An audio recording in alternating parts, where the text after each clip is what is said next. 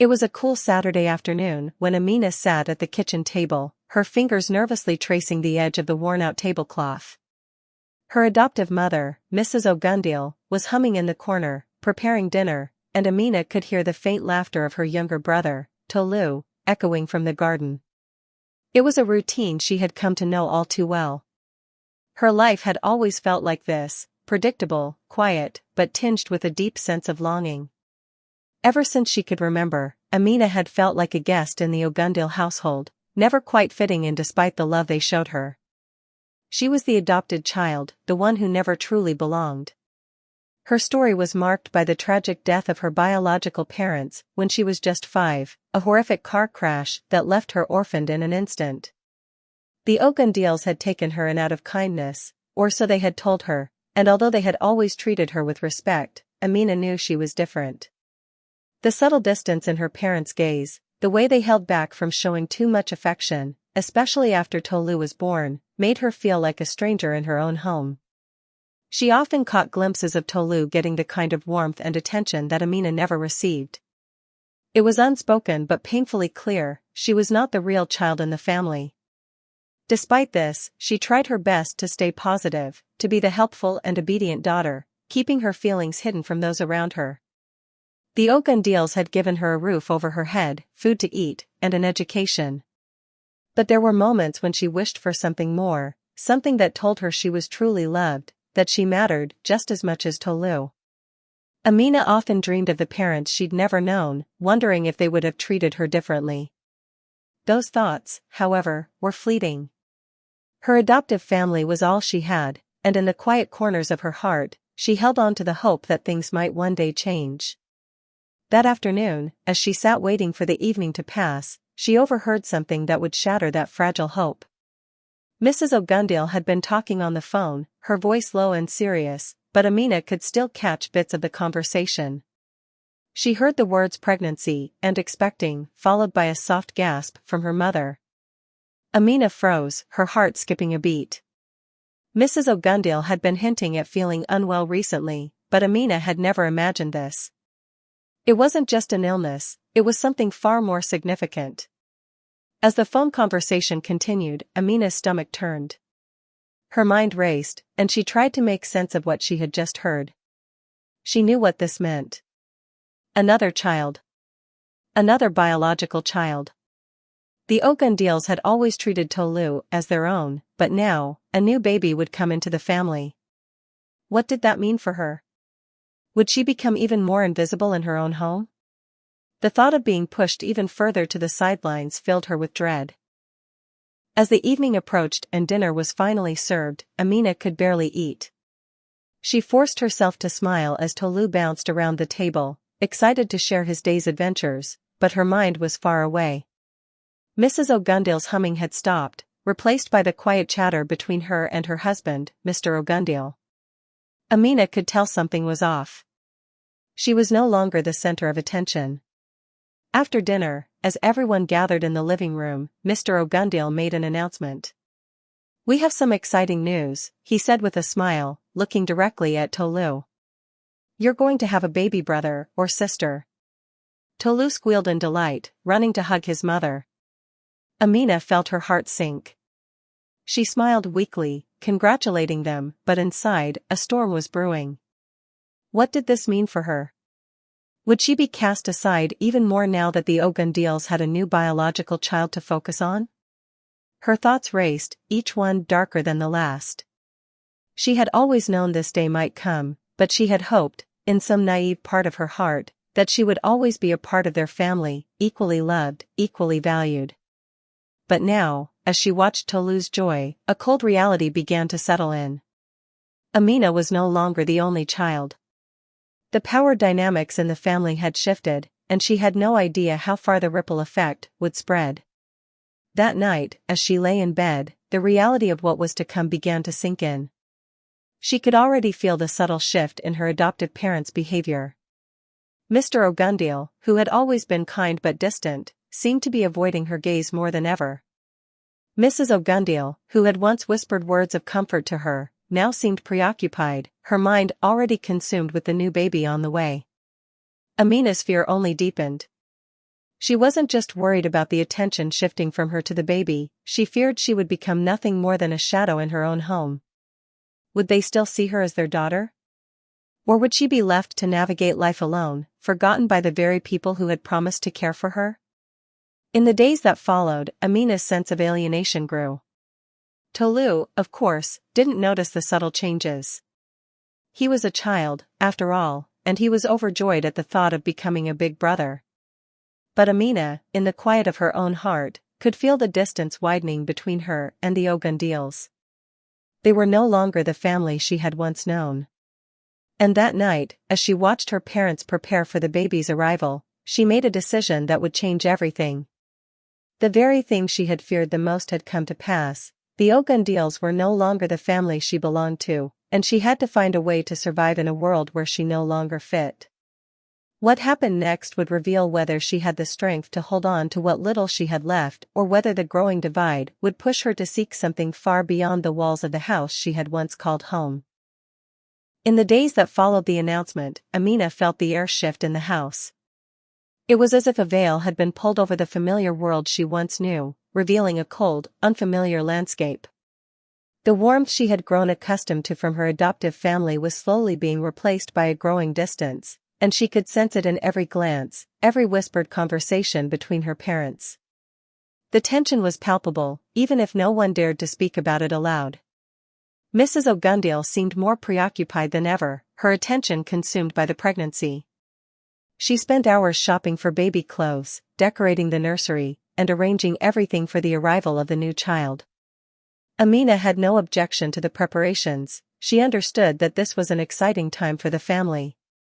But what stung was how those preparations seemed to consume the space that had once been filled with Amina's needs and hopes. It was as if the Ogundils had already forgotten her in the excitement of their own growing family. Amina's responsibilities in the household, too, seemed to double. She was expected to help with chores and take care of Tolu, who now demanded more attention as he eagerly anticipated the arrival of his new sibling. The tasks that used to be shared equally between the family members were now left to Amina. She cooked the meals, cleaned the house, and made sure Tolu's homework was done, all while the Ogundils prepared for the baby. No one seemed to notice the strain this was putting on her. No one seemed to notice that she was becoming more and more invisible, slipping through the cracks of their busy lives. When she tried to speak up, to voice her frustration or express how she was feeling, her words were dismissed or met with fleeting reassurances that everything would be fine. "You're such a big help, Amina," her mother would say, "soon enough, you'll be the perfect older sister to your new brother or sister." The words were kind, but they didn't soothe the growing pain in Amina's heart. The praise felt hollow, and the promise of a larger family only seemed to deepen her sense of isolation. She had once been the center of attention, the one who needed care and comfort, the one who received her parents' warmth. But now, it was all about Tolu and the baby. The loneliness she had once buried deep inside began to resurface, and soon, it was all she could feel. One evening, as she was clearing the dinner table, Amina overheard her adoptive parents talking in the living room. Their conversation was hushed, but Amina could catch enough words to understand that they were discussing her future. Her heart skipped a beat. "Maybe we should start thinking about sending her to live with Aunt Kemi," Mr. Ogundil said, his voice laced with uncertainty. "I mean, we're going to have another child soon. It might be better for her to be with family that can give her the attention she deserves." Mrs. Ogundil's voice came in soft but firm. "But she's our daughter. We can't just send her away." Amina stood frozen, her hand clutching a plate as her world seemed to crumble around her. "Send her away?" The words pierced through her like 1,000 needles. It was as if her worst fears had come true. She wasn't part of their family anymore. She was nothing more than an inconvenience. A burden. They were already making plans to ship her off to Aunt Kemi, as if she was an unwanted guest. Amina's chest tightened, and her mind spun. She couldn't believe what she had just heard. They had been preparing for the baby and for the future, but in doing so, they had completely forgotten about her. She wasn't a daughter to them anymore, she was a problem they needed to solve. Amina felt a deep sense of betrayal, but she kept her composure. She didn't cry. She didn't lash out. Instead, she finished cleaning up the kitchen in silence, her heart heavy with the weight of their words. That night, she lay awake in bed, staring at the ceiling, her mind racing. She thought about her biological parents, the parents she never knew. Would they have treated her the way the Ogundeals were treating her now? Would they have abandoned her in favor of a new child? Amina had no way of knowing. She only had what was in front of her now, and that was enough to make her heart ache. The next morning, things were quieter than usual. Mrs. Ogundale was in the nursery, preparing it for the new baby, and Mr. Ogundale had gone to work. Tolu was playing outside, excited about the arrival of his sibling. Amina found herself alone in the house, standing in the kitchen, unsure of what to do. It was then that she realized something. She had to make a choice. The life she had been living, the quiet existence she had settled into, was no longer enough. She could no longer allow herself to be invisible. She couldn't just keep going through the motions, pretending everything was fine when her heart was breaking. She was no longer a little girl who could be dismissed. She had grown, and she had a right to demand more from her life. She thought about Aunt Kemi, about the possibility of moving away to live with her, but something inside her stirred. She wasn't ready to just give up.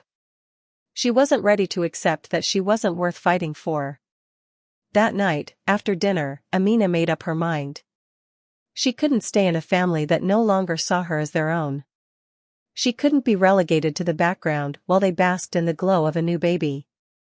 She needed to find a way out, to reclaim her identity, her voice. She wasn't going to let them define her. Amina had always been the good daughter, the one who did what she was told and never caused trouble. But now, she realized, it was time for her to step into her own.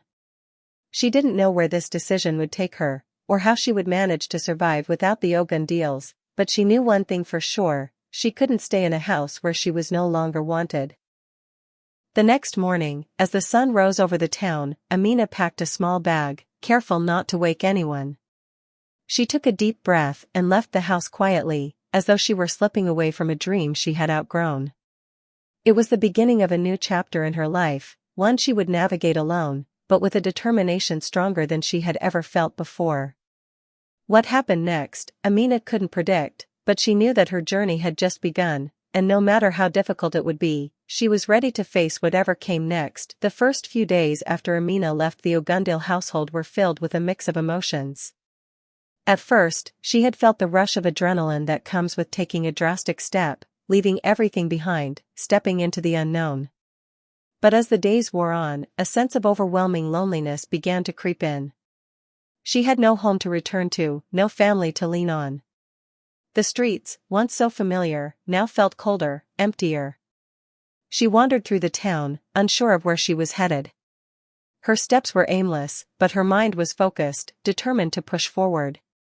Her thoughts were a whirlwind of confusion, anger, and sadness. She had expected this to be a journey of empowerment, a chance to prove to herself that she was worth more than the invisibility she had endured in the Ogundale house. But now, in the quiet moments, the reality of her situation began to settle in. She was alone. Amina had never felt more alone in her life. She thought about Aunt Kemi, the one person she could turn to. But even then, there was hesitation. Aunt Kemi had always been kind to her, but she didn't know if Amina could just walk into her life and ask for help. She didn't want to burden her aunt with her problems, especially when Aunt Kemi had her own life to live. With no clear plan and no direction, Amina wandered through the town, making her way toward the old bus station. It was there, sitting on a bench in the waiting area, that she met someone who would change everything. His name was Deli, a man in his early 30s, dressed in worn clothes that suggested he had lived a rough life. He had a kind face, though, and something in his eyes told Amina that he understood struggle.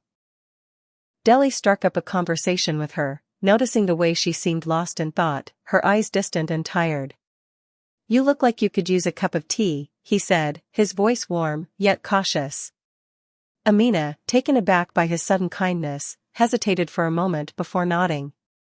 She was wary of trusting strangers, but something about Deli seemed different. He wasn't asking for anything, he wasn't judging her. He was just offering help.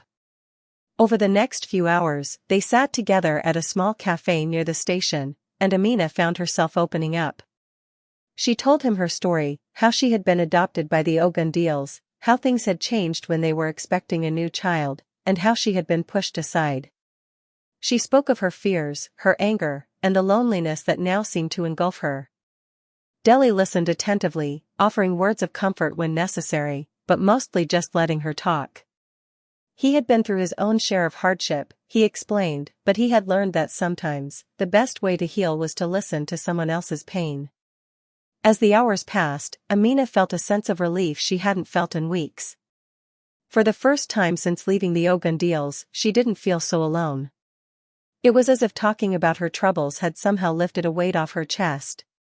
But as much as she appreciated Deli's kindness, she knew she couldn't stay there forever. She had to find a way to stand on her own, to rebuild her life.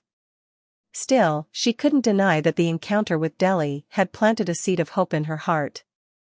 He had shown her that there were still good people in the world, people who cared, even if they had no reason to. It was a small spark, but it was enough to make her feel like she could face the world again. The following days were hard. Amina struggled to find steady work, hopping between odd jobs that barely covered her expenses. She spent nights in hostels, or sometimes just on the streets, trying to make ends meet. But she refused to give up. Every time she felt like the weight of the world was too much, she thought back to that conversation with Deli. She thought about his words, how sometimes, the best way to heal was to listen. She decided that she would find her own path, no matter how difficult it was. She would make something of herself. One evening, while searching for work, Amina found herself outside a small bakery on the edge of town. The smell of fresh bread filled the air, and her stomach growled in response. She had been surviving on scraps for days, barely able to afford a meal.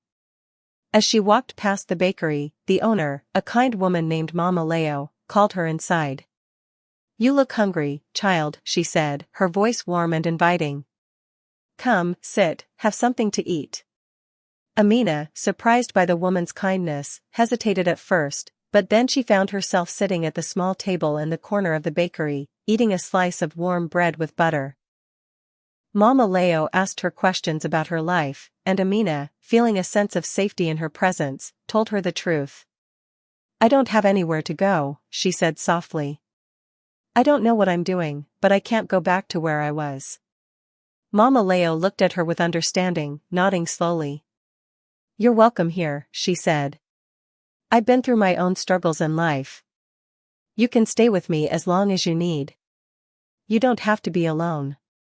Amina felt a lump in her throat as the woman's words sank in. She had been so scared of asking for help, so afraid of burdening anyone else with her pain.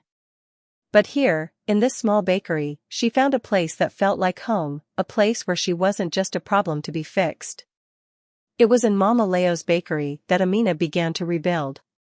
She helped with the baking, learned how to manage the shop, and slowly started to feel like she had purpose again. She was still haunted by memories of her time with the Ogundils, but she was beginning to heal. With every loaf of bread she baked, with every customer she served, she found strength she didn't know she had.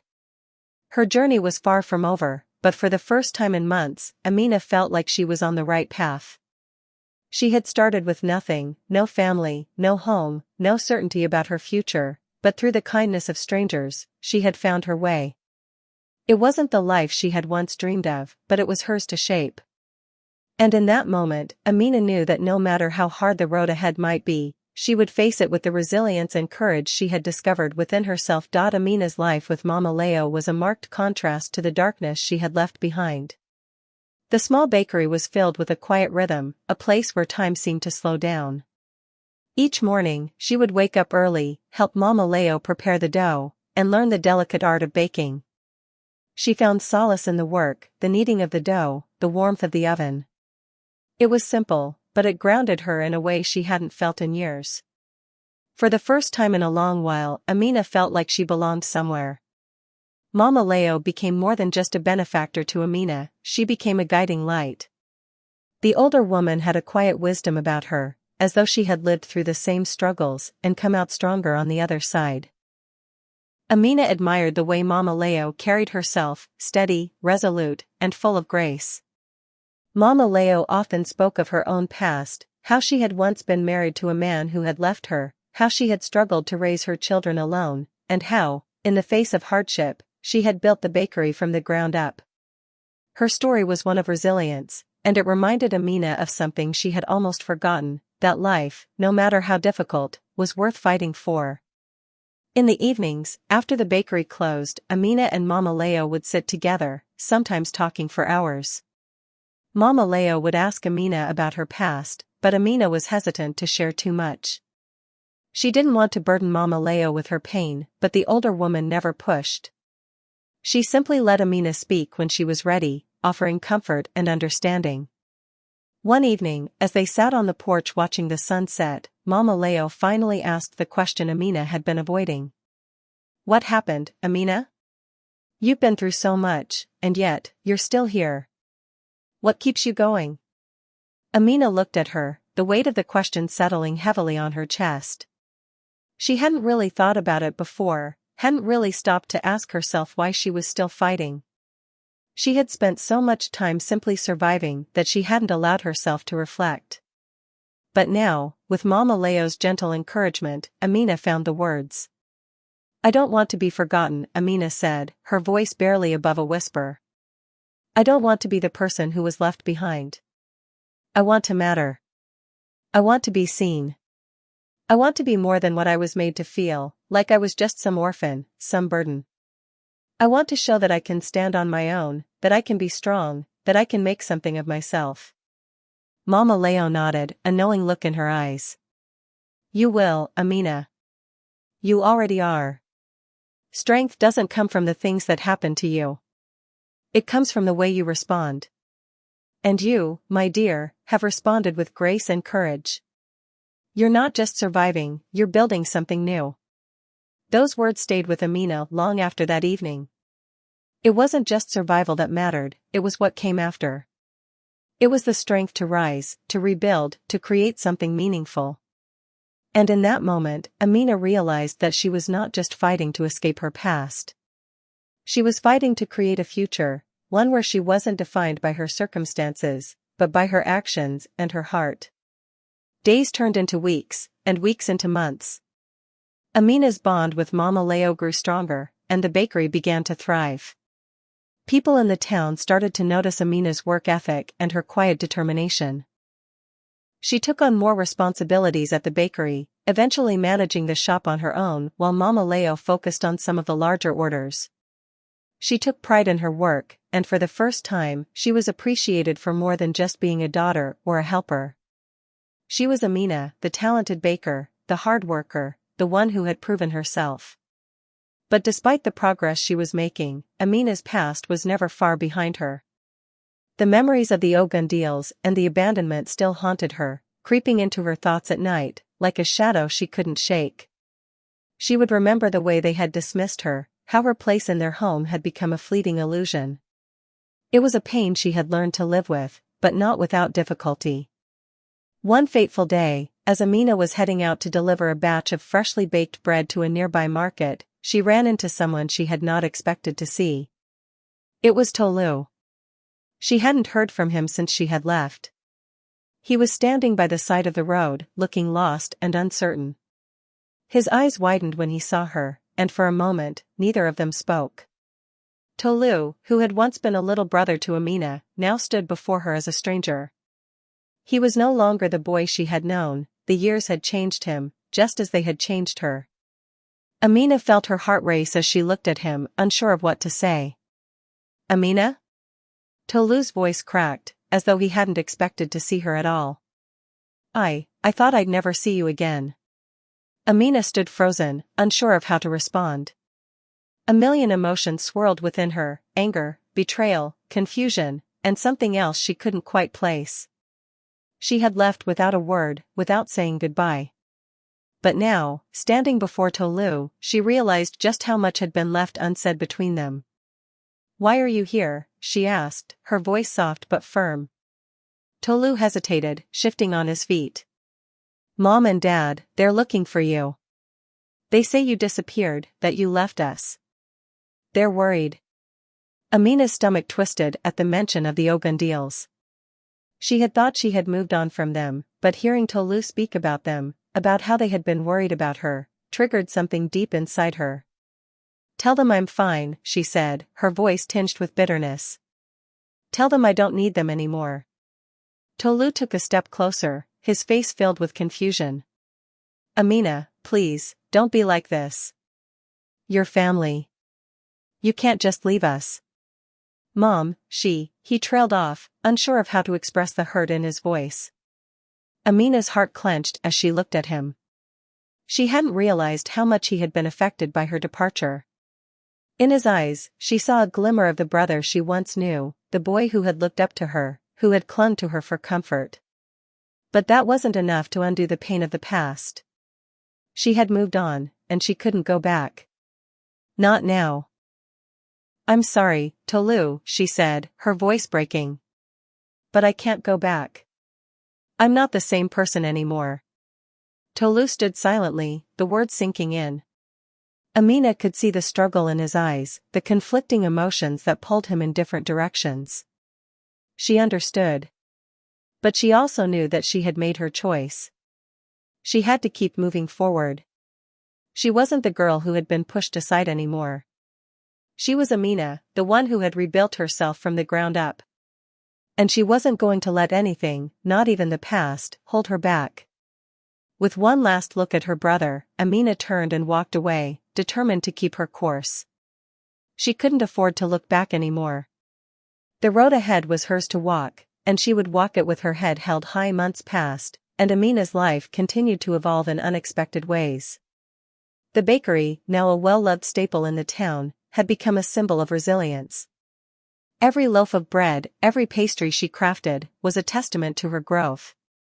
But even as her work life flourished, there was still something unsettled in her heart. The memories of the Ogundils and the emotional scars of her past lingered, haunting her during quiet moments.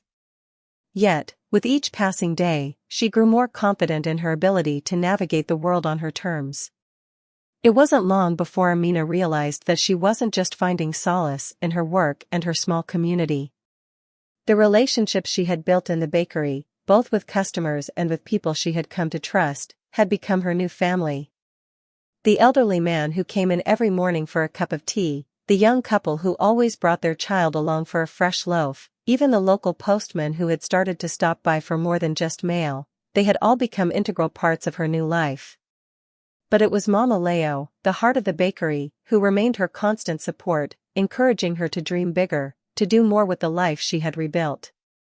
Despite the peace she had found in this new chapter, Amina began to feel a pull, a call to do something more with her experiences, to help others who had gone through what she had. She couldn't ignore the desire to make a difference in the lives of other orphaned children, those who might not have the same opportunities she had. She began volunteering at a local shelter, working with children who had been abandoned or neglected. It was there that she realized the depth of her own healing. When she looked into the eyes of these children, so full of pain and uncertainty, she didn't see just their struggles. She saw a reflection of her younger self, lost, vulnerable, and looking for a way out. One day, as Amina was sitting with a young girl named Dara, who had recently arrived at the shelter, the girl looked up at her with wide eyes, a question hanging in the air. How did you get away from all the bad stuff? How did you survive? Amina's heart tightened. She knew this question would come sooner or later. She had worked so hard to distance herself from her past, to create a life for herself that felt whole. But now, sitting in front of this girl, she realized that she couldn't avoid it any longer. She couldn't tell Dara that things just got better overnight. It had been hard. It had been painful. But it was also possible. Amina smiled gently and took Dara's hand. I survived because I never gave up, she said, her voice soft but firm. No matter how hard things got, I held on to the belief that I was worth more than the pain I'd experienced. I kept moving forward, even when it felt like I couldn't take another step. And I found people who cared about me, who believed in me. That made all the difference. Dara looked at her, the weight of her own life's struggles reflected in her eyes. "Do you think I can be like you? Do you think I can make it out of this place?" Amina's heart swelled as she nodded. "Yes, Dara. You can. It's not easy, but it's possible. I believe in you, and one day, you'll look back and see how far you've come." As the days went by, Amina continued her work at the shelter, using her own experiences to inspire and guide the children.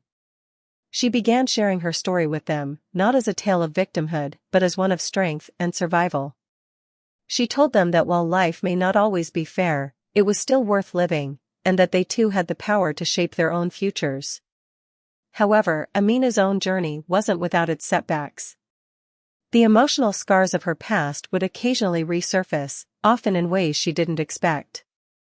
On one particularly difficult day, as she stood in the bakery alone, the weight of the world seemed to press down on her shoulders. The oven was warm, the bread was baking, but the emptiness in her heart felt like it was suffocating her. She hadn't heard from Tolu in months, and the unresolved pain of their last conversation lingered, gnawing at her. Part of her still longed for the relationship they once had, for the family she had left behind. But the other part of her, the stronger part, knew that going back to that place, to those people, would only undo all the progress she had made. Just then, as if on cue, Mama Leo walked into the bakery, sensing Amina's unease without a word being spoken. She placed a gentle hand on her shoulder and looked at her with deep understanding. "Amina, child," Mama Leo said softly, "sometimes, you have to let go of the things you thought you needed. The past doesn't define you. You define you." Amina blinked back tears, feeling the weight of her words. She had been holding on to the idea of a family, of reconciling with the Ogundils, for far too long. But in that moment, she realized that the family she had built wasn't tied to blood. It was tied to the people who saw her, who valued her, who stood by her through thick and thin. Mama Leo, the children at the shelter, her customers, these were the people who mattered now. They were her family.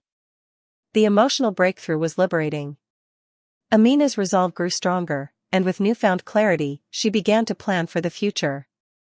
She wanted to expand the bakery, open more locations, and employ others who had gone through the hardships she had faced. Her dream was no longer just about survival, it was about thriving. She wanted to create a space for others who needed a second chance, just as she had been given. With Mama Leo's guidance, Amina worked tirelessly, and soon, the bakery became not just a source of income, but a beacon of hope for others in the community. She used the profits to fund initiatives for orphan children, creating scholarships for those in need, and supporting programs to provide housing and education for young people who had no other options. Amina's heart, once heavy with the burden of her past, now overflowed with purpose. One evening, as she stood in front of the bakery, looking out at the bustling streets of her town, she couldn't help but reflect on how far she had come. She had started with nothing, with a heart full of fear and uncertainty. But now, she had everything she needed to build the life she had always dreamed of, not in the way she had imagined, but in a way that was far more meaningful. Amina had found her place in the world, not by looking back at the life she had left behind, but by embracing the strength that had always been within her. She had learned that survival wasn't just about making it through the pain. It was about using that pain to fuel your growth, to build something bigger than yourself. And as she looked at the people who had become her family, Amina realized that the journey wasn't over, it had only just begun. Amina's journey was far from over, but as she stood at the helm of her own destiny, she realized that the road ahead was filled with endless possibilities. The bakery had grown into something much larger than just a business. It had become a symbol of hope, a testament to the power of perseverance, and a reminder that even the most broken of hearts could rebuild themselves into something beautiful. But with growth came challenges, and Amina found herself at a crossroads she hadn't anticipated. She had always believed that the hardest battles were behind her, that the emotional scars of her past would fade as she built a new life. But she was beginning to understand that healing wasn't linear. There were moments when the weight of her past would creep up on her, uninvited, and threaten to unravel everything she had worked so hard for. It was one quiet afternoon when Amina received a letter, and the familiar name on the envelope caused her pulse to quicken. It was from the Ogundils. Her stomach tightened as she read the opening lines, the words stirring memories she had long since buried. The letter was an invitation. They wanted to meet. The pain that had once seemed so distant surged back in an instant. She had spent so many years running from them, building a life that felt true, only to have the past catch up with her in this way. The letter was polite but strained, filled with polite inquiries about her well-being, but there was an underlying sense of desperation that seeped through the words. They wanted closure, they said. They wanted to make amends. And while part of Amina longed for the reconciliation, another part of her recoiled in fear. She had spent so long defining herself by her new life, by the love and strength she had found in the bakery and her community. To return to the past, to confront the people who had treated her as less than nothing, was a terrifying thought.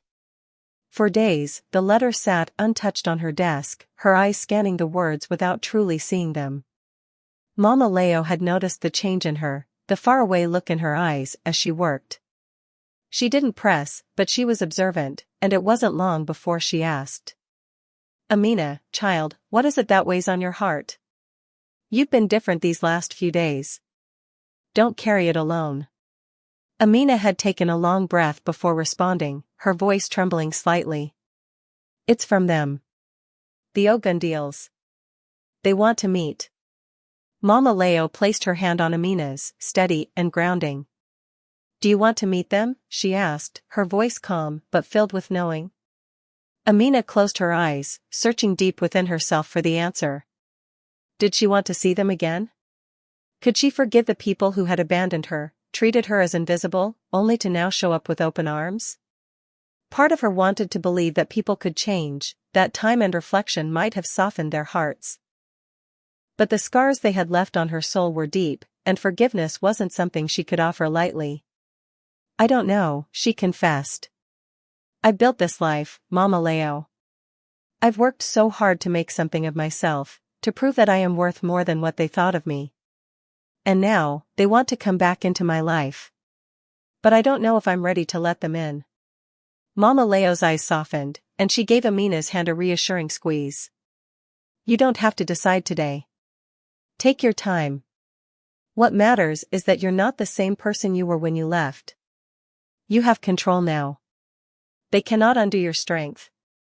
The decision weighed heavily on Amina's heart, but in the days that followed, she found herself revisiting her past, not with anger, but with a sense of curiosity. She thought about the little girl she used to be, the one who had craved love, who had hoped that her worth would be recognized. And then she thought about the woman she had become. She was no longer that fragile girl who had been pushed aside. She was Amina, a woman who had fought for every inch of her life, a woman who had built her own identity from the ground up. The woman in the mirror now was strong, resilient, and unbroken. She could choose her path, and whatever happened, she knew she would be okay. With a steady resolve, Amina penned a letter of her own in response. She asked for time to think, to process her feelings, but she also acknowledged that while the past had shaped her, it didn't define her. She thanked them for their words, but made it clear that any meeting would need to be on her terms. She needed to know that they truly understood the gravity of the hurt they had caused. When the day came for the meeting, Amina was filled with a strange calm. She had prepared herself, emotionally and mentally, for whatever outcome awaited her. The Ogundils were waiting for her in the same small, well-kept house where she had once lived. When she arrived, they greeted her with a mixture of nervousness and hope, their faces a mixture of regret and longing. They had aged, and the weight of time had left its mark. But it was their eyes that Amina focused on, searching for any hint of sincerity. Mrs. Ogundil, her once strict and distant stepmother, spoke first. Amina, we know we hurt you. We didn't understand back then. We were wrong to treat you the way we did, and we're sorry. We wanted to reach out sooner, but we didn't know how. We thought if we gave you space, you would come back.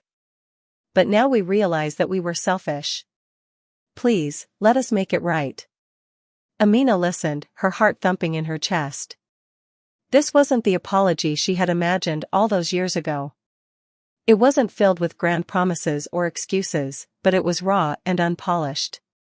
It was an acknowledgement that she had been wronged, and that they had come to realize their mistake. But Amina was not the same girl she had been when she left. She could no longer just accept their words and let them back into her life. She had to make sure that her boundaries were respected, that her peace was not compromised. "I've changed," Amina said quietly, but firmly.